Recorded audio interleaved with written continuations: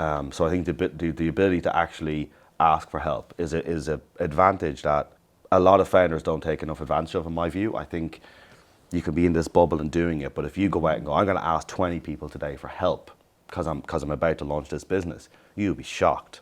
I think a lot of people forget that with businesses, right? There's so many businesses that are like, oh, I don't know when we're going to generate revenue. I don't know how to generate revenue. And I'm like, no, we come up with a model, it works, we deliver value, and we'll get paid for it. Yeah. And then that was it, and it worked out.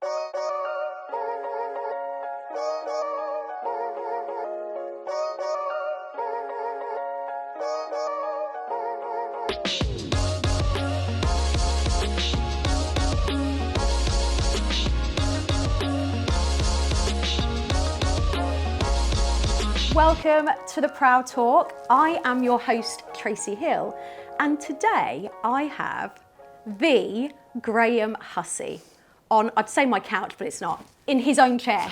Yeah. Thanks for having me on my own chair. That's okay. So good. You good? This is only the second time I've actually sat here with anyone else. Which blows my mind. Yeah. Because I did think that this would just be like the norm for you. No, it actually isn't. And it used to be, right? This is what I just did every single day, was be sitting down with people, interviewing, having conversations about things. Things change, but it feels good.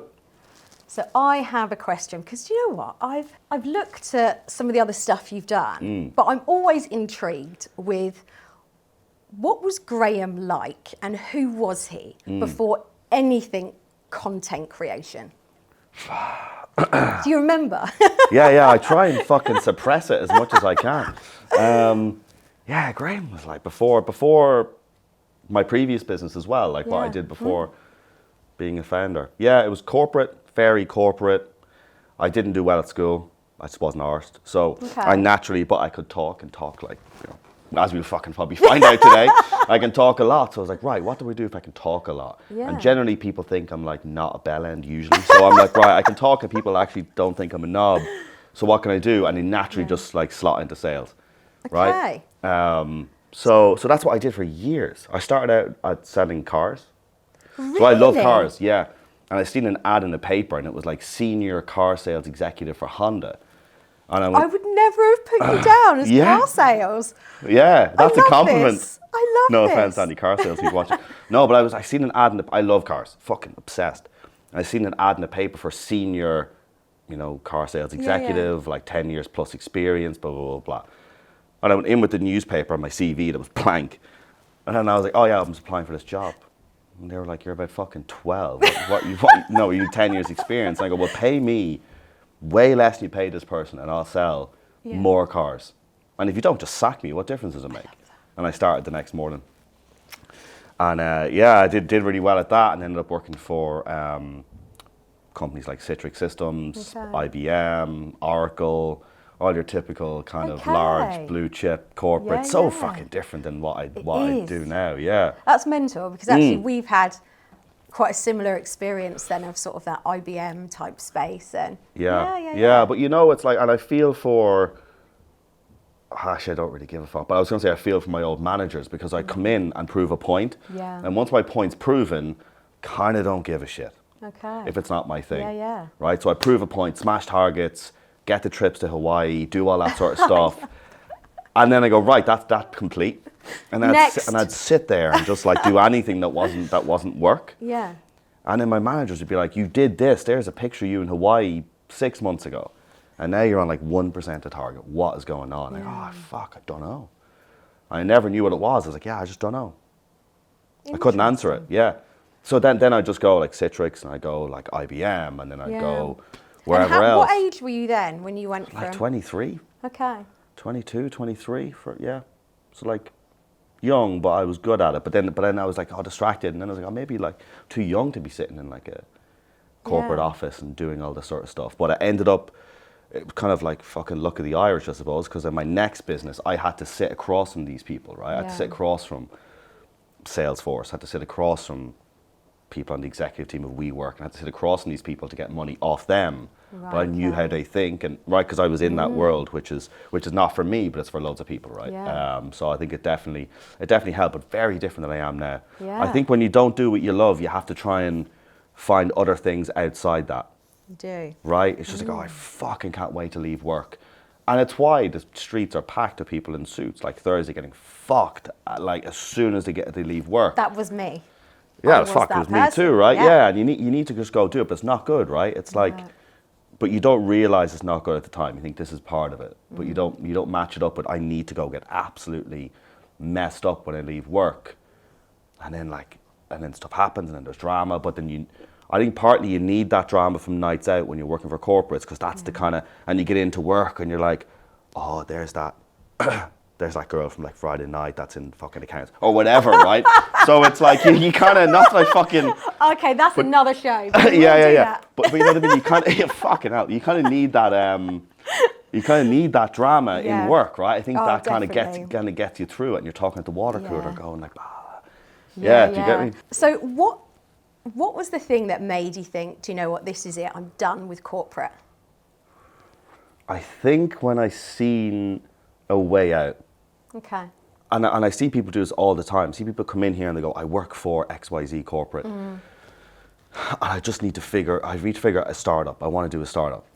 But they don't know the path to get there, and they're trying to desperately figure that out. Yeah. That wasn't me. I was like, I love startups, tech, and business. That's just what I did. I was in, these corporate jobs every day. TechCrunch, Business Insider, Bloomberg, Forbes. I would just read them, soak them up, and love it. And I started just writing about it, interviewing founders. And I was like, oh, it's so interesting. And I was inspired, right? I was like, every interview, I was like, on a Sunday night, you don't have the fear about going into work, right? And they were like, no, no, because I'm probably working Sunday night and I'm excited. And I go, oh, right. Yeah. And that was a question I said to everybody. And I was really hoping one person would say, no, I do get the fear and the anxiety on Sunday nights about going into work Monday. But no one did, right? Everyone was like, no, I don't know what you're talking about. Which is bizarre. Which is at the time for me, that's all I knew was feeling anxious about going into work, and I'm behind on targets, and this is going to happen, and that's going to happen, and worrying about things before they happen, even though, and in the day is actually, as you know, you go in and you do your job, and it's actually, you go home at the end of the day and go, that wasn't as bad as I thought it would be. But then your mind plays tricks on you the next night. But no founders would come across that. So I was like, that's really interesting. So more and more people started reading this blog, more people started engaging with it, started getting invited to conferences. These things started to happen. I was like, all right, that's quite cool. And I think I documented it very different than everyone else. And then Web Summit was coming up. And I was like, I need to do video. And then I called Web Summit. I just phoned them. I was like, I want to do video at Web Summit. That's what I want to do. And they're like, all right, how does that work? And I was like, I'm going to interview founders in my way. Here's what I write, and here's the questions I ask, and here's what I want to know.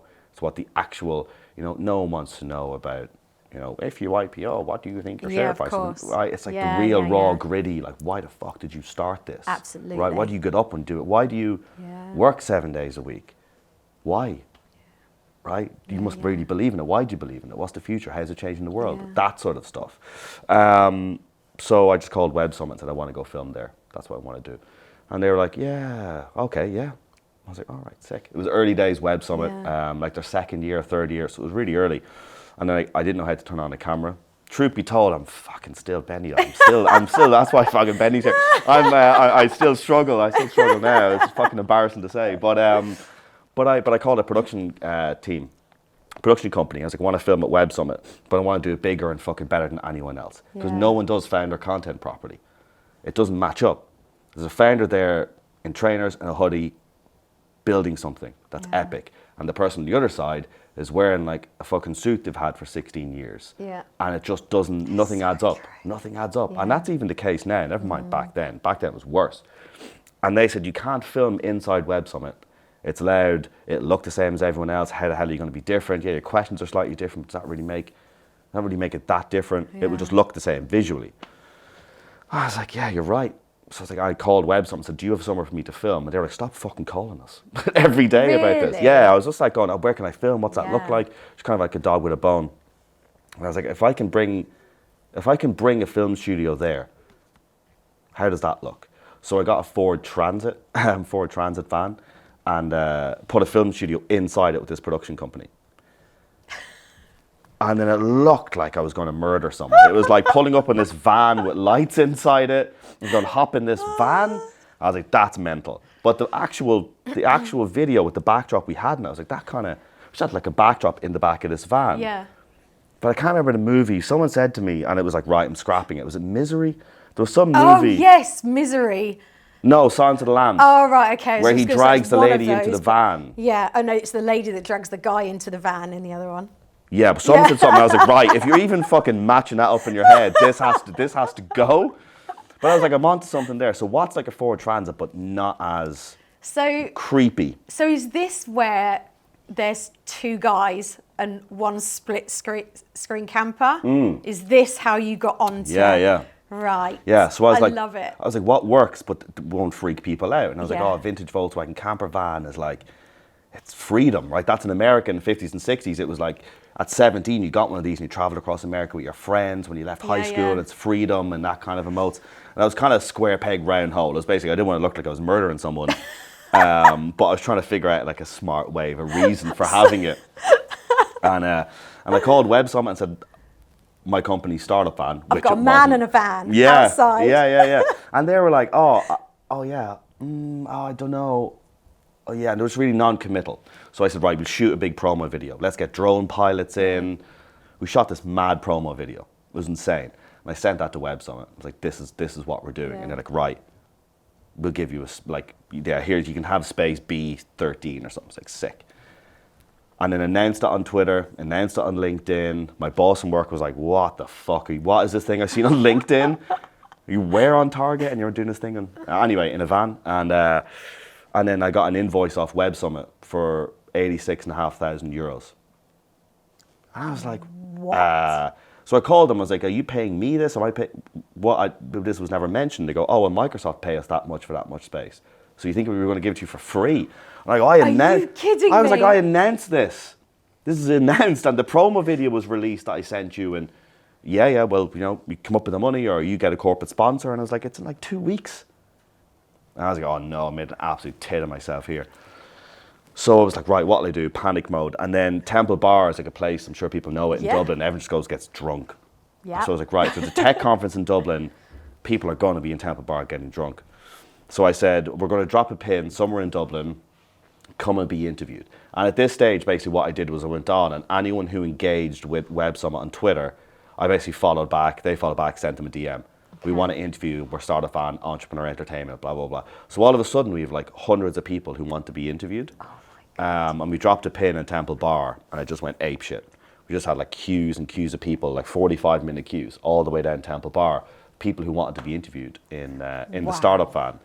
And then what happened was we had an editor come in at like 2 or 3 a.m., collect the footage and the drives, take it, edit it, and we'd release Web Summit footage before Web Summit. So we were just so fast with it that it just blew up. And Web Summit was trending, and then Startup Van was trending, and it was just the two of us trending for like 5 days, which was insane. And it was really good. And there was like people wanted selfies, we were having the crack. People were like, oh, you should come to New York and do this. And it was just epic. And then Monday morning or Sunday night, fear, corporate job, like crash back to reality, blah, blah, blah. So I was working. I mean, it's real though, isn't it? Because I felt that. I know my entire team used to feel the same. Mm-hmm. And it's not good, right? Yeah. And that coupled with a bit of a high of doing something for myself for one of the first times ever of like creating something. And then I checked like thestartupvan@gmail.com was all we had. We didn't have a domain yet. And it was Microsoft, Intel, Dell, Sage, loads of these blue chip companies that were just in the inbox saying, we paid Web Summit X amount of money, to be there. Yeah. And we got nothing, and everyone's queuing for this thing called Startup Van. How do we get involved?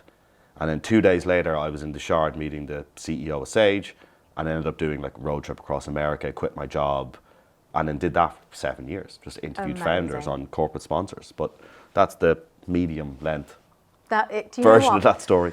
But I think that obviously excited you though, right? So much. And I never think that we always sort of deep dive into things that we're not really good at. And in a roundabout way, you sort of found what you really enjoyed accidentally. Yeah, totally. And then just decided to stick with it, which I think is great. Yeah, totally. You've had some epic people on and in the Startup Van, Gary Vee and lots of other tech founders. Yeah. what was your strategy there? I mean, it sounds like quite a few people reached out to you, but to get someone like a Gary Vee on the show, was it just a quick email and done, or did you need to like... I didn't know who he was. Really? I didn't know who he was like 3 days before that, and then someone said to me, that's the fucking truth. Someone said to me, Gary Vee's coming to Dublin, and I go, oh fuck, no way. Who's that? and like, oh, he's this dude, and sent me his YouTube, and I watched loads of videos, right? They're kind of like, when you first come across Gary Vee, it's kind of addictive, right? And you're like watching his videos, and he gets all hyped up and stuff. And I see one of his videos, he was like, if you're going to, if you want my time or you want something from me, offer something. Yeah. And I was like, right, he's going to be at this conference, and he got paid, I don't even know if this is public, he got paid like 180,000 euros, I don't give a fuck. He got paid 180,000 euros by this conference, who I knew one of the organisers for. Yeah. So a lot of cash for like a 7-minute or 8-minute keynote. Yeah. Serious cash, nearly 200 grand. And I was like, right, so he's doing that in Dublin city centre, and it's like 30, 40-minute drive to the airport. That's dead time. So I basically messaged him and messaged his videographer and said, you're going to need to make it from here to here. That's 40 minutes. I'll give you a ride for free. You won't have to pay a taxi. In the van. But we can film it. And then he goes, and then D-Rock, his videographer, wrote back and said, told Gary, he laughed, thinks the funniest thing ever, let's do it. So we collected him from the conference.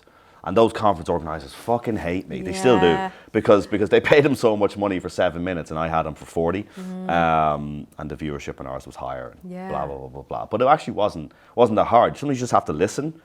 Like, sure, I've could have mailed his PR person or his EA or whoever and tried, but sometimes you just need to listen to what people actually say to reach them.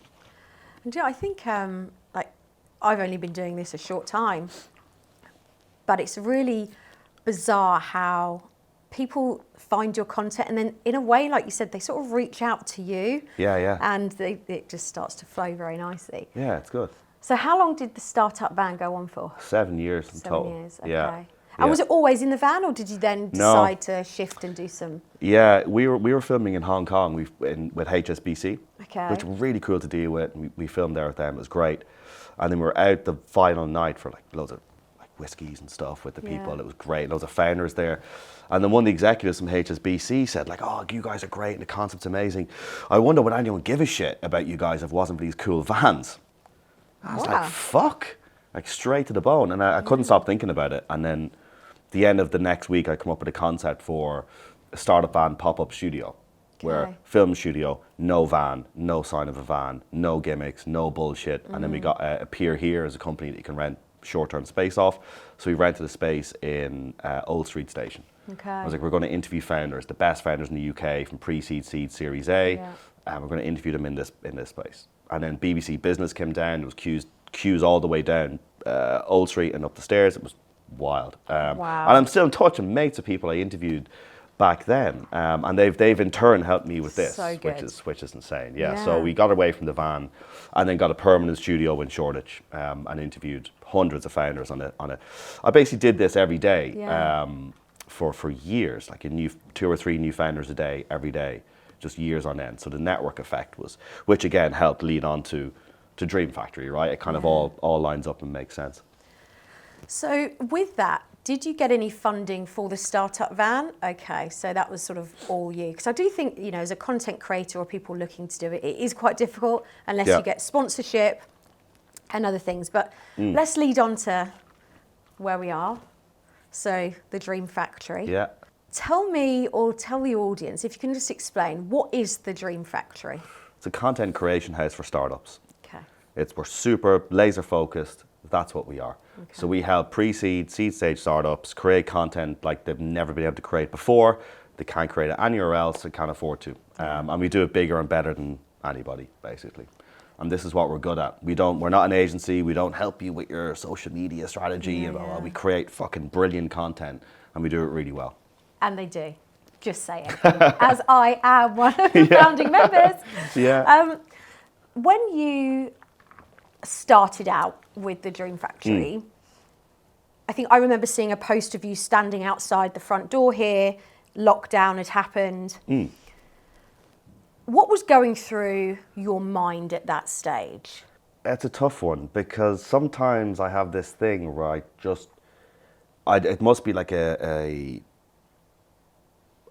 self-preservation thing, but I tend to just block out. I have this great thing where I can just block out something that's there. And then my response was, it's lockdown. It's, how long is COVID going to last for? What does this look like? Yeah. And I was like, right, well, if you bet against Dream Factory, you're basically saying COVID's going to be here forever and content's not important. And I don't believe those two things. Correct. And I just had to be so headstrong with that, right? Because it's so easy, right? And I think you start any business, you're going to get those people that go, but come on, Tracy, but this, but that. Never mind a physical location in a retail unit. And every headline was, retail's fucked. And I'm like, I'm going to get a retail unit. It was so counterintuitive to what's going on. But I just knew that it wasn't going to be forever, right? But also, I didn't raise a lot of money for this, right? It raised a tiny, tiny amount of money. Practically, to be totally honest, zero runway, right? I know Benny will know this. I'm always honest in interviews and stuff, right? And it's, I think it's important to be. From Benny started, there was no cameras. We're a content creation house in the middle of Shoreditch. All this hype, no cameras, right? And it was like, right, we need to get right. The concept's so strong, the brand is so good, the team's great. Let's get these members in. Let's actually generate revenue. And I think a lot of people forget that with businesses, right? So many businesses are like, I don't know when we're going to generate revenue. I don't know how to generate revenue. And I'm like, no, we come up with a model, it works, we deliver value, and we'll get paid for it. And then that was it. And it worked out. But it definitely has. I think it's a perfect model for all content creators, for someone that still uses external teams if I have to. The cost is high.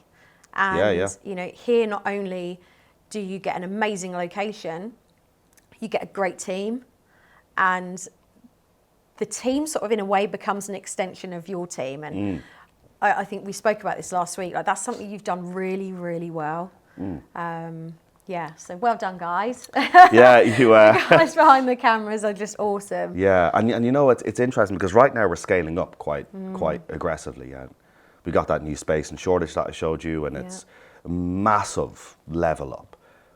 But my fear isn't, we're scaling, can I handle that? Or are we moving, too quick, breakneck speed? That's what's happening.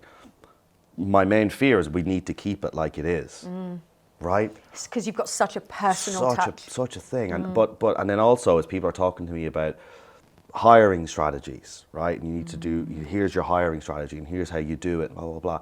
I'm like, but a lot of this is built on my gut, to be totally honest. Benny's probably the best person I've ever worked with. And he didn't even sit down. He didn't even sit down in the interview. It wasn't even an interview. It was like 11 minutes standing at the front door, right? And it's just, and then that goes for the whole team, right? It's just my faith, and they want to be part of something, and I want them to be part of it. And the team works really fucking hard, really hard, because, and I don't spend a whole lot of time down here. I used to, but obviously we got the office across the way and stuff. But I had to sit in the podcast booths to do a couple of back-to-back calls a few weeks ago. And our Moju is one of the brands that we have here. And people say, obviously, they come down and like the studios are quite cozy down here and everything else. And people come in and go, we're used to studios that are massive. People's product can be that size. Yeah. And they say to us, we're used to these massive studios. And I go, we're used to paying massive money for them. Yeah. Odds does it make if it's, but I'm in there, and that Moju team, what they're executing on down here is fucking epic. And they're so excited when a good shot comes through. And that goes for everyone. When someone sees their brand or sees themselves shown in a really good light, that they usually wouldn't be able to afford to see, that's what makes it worth it. And it's like, they're so hyped. And then we have brands that end up in Business Insider or Vogue Business or TechCrunch, and we're seeing these come through, and it's stuff that we've shot, and we're a small part of it, but it's fucking amazing. Yeah, so it's good. Epic. You guys are just doing amazingly well. So, funding rounds. Something that you're probably a bit of a pro at now. No. But okay. Contrary to popular belief, we can fucking skip that, thanks. No, I did. I raised money for this. So, what was your approach to that? Because there's lots of different ways that you can do it. What worked for you? And also maybe what didn't work? I think I must have eaten like a fucking 4-leaf clover as a kid or something. Because I feel like I fall That's in. what we need to do. 4-leaf clovers. Straight in, yeah.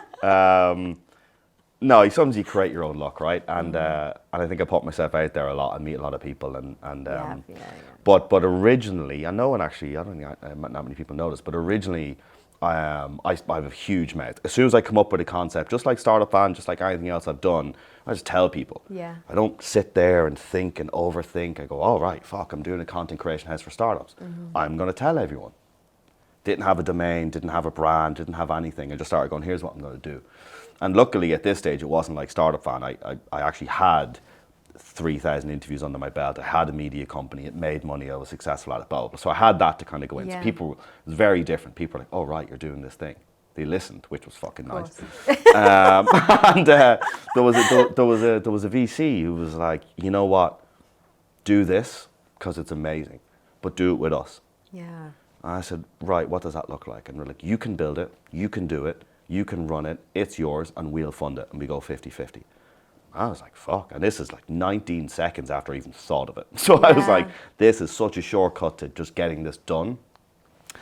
And maybe more credibility. It was one of the top tier European VCs. It's like, right, this is go time. Yeah.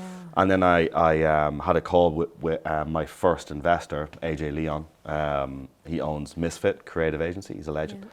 And I told him, and he was like, you're giving how much away? You're doing what? And he goes, mail them back and say no, and I'm the first check in. And that was like a Friday evening at 6 o'clock. Wow. I was like, wow. And then just introductions came from him. I called other people and they were like, I'm in. And they're like small checks. There were, people that I know, mates, but it was like so good to see and quite weird. It was very weird to see someone send you money for something that's an idea. It was honestly bizarre. Yeah. Right? It's but true. it was kind of flattering in a way, but I'm like, oh no, I have like my mate's 10 grand or 5 grand. And I was like, fuck. And now but this is the thing, you're on the treadmill. Yeah. And that's what truth be told, that's what I love. I love committing to something and going for it, right? And just go, I'm in, let's go. Yeah. I'm never half in, half out on anything. Which, when we announced a new space and people see it, they'll know. Yeah. The last 3 occupants were Gucci, Burberry, Beats by Dre, and Dream Factory. Yeah.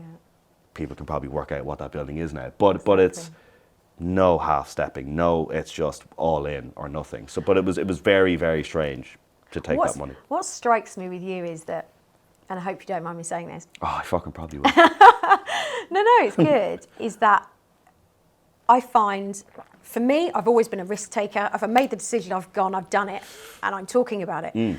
So, we talk a lot about, people talk a lot about manifestation and being there and putting yourself in it. But it seems that you are like that without consciously thinking about it. You're just there. You're living it and in it without a domain, without all of these things that everyone goes, I need a domain, I need a logo, I need a website. You're living, breathing it before it happens. And it naturally evolves and happens, right? Yeah. And these things like investors start to come on board. And I think it's interesting you say obviously about friends investing, and my pre-seed investor was someone that I actually interviewed but told her the concept of what the future looks like for us as a company.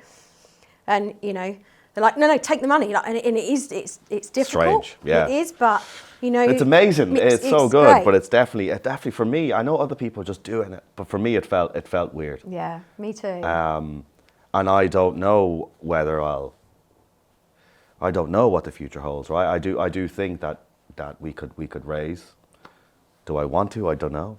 Honestly, probably not. But when you raise, you sort of give more away as well. I mean, I don't know. Have you got a board team? Have you got team members like? Yeah, the board's me. Just you? Is it just you? the only board member. Yeah, but I listen to my investors. They're all way smarter than I am. So I listen to them. But there was definitely a shift with the investors. Investors / mates. It feels even weird calling them investors, to be totally honest. There's people who backed me when I need to be backed. But there was a definite shift. There was like, Graham, this business will make you money. It'd be brilliant for a lifestyle business. It'd be great. And then the wheel started to turn. Things started to get better. Things started to move quicker. And then there was a clear shift with, right, go time. Yeah. Right? And it's very much, what do you want? They're so cool as investors. Like, what do you want to see from this? Yeah. And I was like, I think this concept's too good not to have it global. I think we're going to do another city, which we haven't announced yet, but we're going to do another city, which we're already looking at buildings in, and we're just going to go and do it. But at the same time, you want to do it, I'm sure people watching this, you want to do something, you want to do it your way. Of course. You never want to have to run a final decision by somebody. That's not really, because then I'm not all in. And like I said, I need to be all in. And I think maybe that's why me working in the corporate world never worked, because it wasn't all my decision. It was, here's the strategy, here's what we're doing, now go do it. And I was like, oh, if I don't fully believe in it, am I fully in? Yeah. That's a big thing, right? So my question was, what's next for Dream Factory? So more Dream Factories, more countries, more founders. Yeah. Yeah, we'll own content creation for startups. That's it. I love that. We will own it.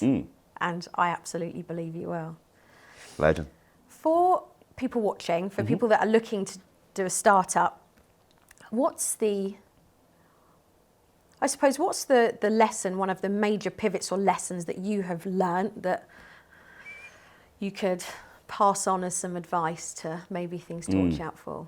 Just some. There's a few things. I think if you're a first-time founder and you feel there's a way to do it, and you feel that there's a way in, you go for it. It's like sneaking into a nightclub when you're 17, right? If there's a way in past that bouncer, you go for it. Yeah. It's the same with that. If you don't feel there's a way in, you need to think about it. You need to have, right? You need to think rationally. But if you get that gut feeling, there's a way in for me to do this, through a partner, through a co-founder who's more experienced, through an investor, if there's a way to do it, you just go for it. Because I meet so many founders. Some are back working in full-time jobs, and that's cool. Yeah. But they did go for it. Yeah. And they don't regret going. I've never met a founder who's gone back into work and said, I regret going to do my startup. I don't think I've ever come across a founder who said that. So you won't regret going. It's a bit of a cliche, right? But you genuinely won't regret going for it. Yeah. Because what's worst case scenario? And I know I don't want to say that. It's the wrong thing to say, because people have mortgages and people have kids and people have things like that. Yeah, but you do, right? I have a mortgage. I have kids, but sometimes too. My partner's a child. No, my partner isn't a child, by the way. I'm not into that. Yeah. Call the police quick. Time out. However, like I say, I'm one of those people. I'm all in, and I literally did. That was it. I'm in this until I'm not anymore. Yeah. But I was talking to my old mentor the other day. He said, the thing is, Tracy, you can go back into the corporate world, and you can ask for whatever money you want. You're that good. You can. I said, but you know what? I'm not going back. Yeah. Like, that decision was made 2 years ago. Yeah. And I don't know what it is. I think out of everyone I speak to, I'm the only one that's not fearful of anything, actually. I'm maybe weird. But I think, you just have to give it 110%. Yeah, for sure. No, without a doubt. And I think it's definitely, no one's perfect, right? It's definitely like negatives.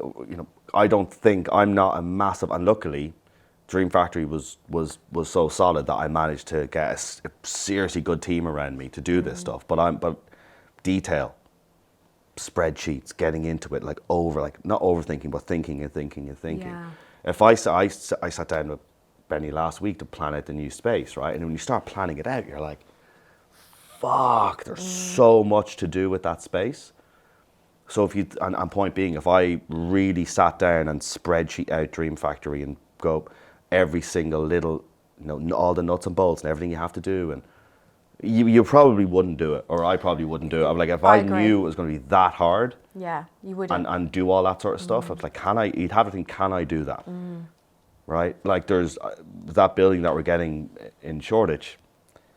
A large corporate would have a team of 75 people just to sort out that building, and it's Dream Factory doing it. But you just go in and get it done. Yeah.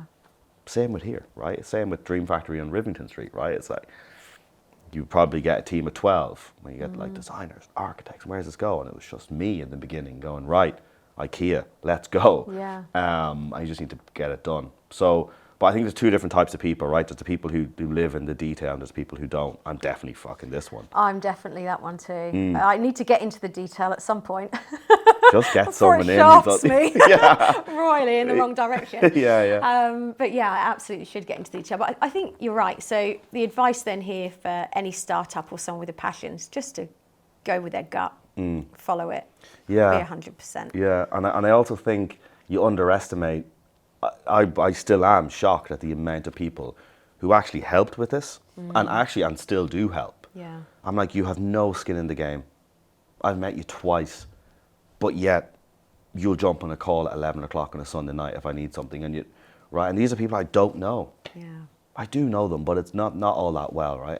But I think you underestimate how willing people are to help. Definitely. At any time of the day. Yeah. So I think the ability to actually ask for help is an advantage that a lot of founders don't take enough advantage of, in my view. I think you could be in this bubble and doing it, but if you go out and go, I'm going to ask 20 people today for help because I'm about to launch this business, you'll be shocked. It's a superpower. Yeah, it is. Generally is a superpower, Really just to be like, I don't want to waste your time, but I really need help with this. And if you can spare some time, it'll come back around and I'll help you someday, but I really need help with this. You'd be shocked the amount of people that come back and go, yeah, dude, like, what do you need? Yeah. It's a superpower to be able to do that. It is. And I think, for me especially, and I don't know if it's the same for you, but since starting up, I think the people around me, there's been a shift and you sort of meet new people that, like you say, are really willing to help you, that some don't know me from Adam, really, but they see something in you and they just want to help you grow. And I just think, there's some good humans around for sure. Yeah, there is. And people say all the time to me that you're solo founder, you did this alone. Yeah. I did my fuck. Yeah, exactly. There's no way. How the fuck I've done this myself, right? Yeah. That's not a thing. I'm a solo founder, but by no means I do this alone. Not a chance. Well, thank you so much for your time today. Legend, Tracy. Thanks for this creation, because I wouldn't be able to do this if this wasn't here. Legend. No, I had fun. Thanks a million. Thank you. Cheers. If you enjoyed this episode, subscribe, like, and share. Hey, if you have enjoyed watching the Proud Talk just as much as I've enjoyed interviewing, do me a favour, hit subscribe, like, and share. Lots of love.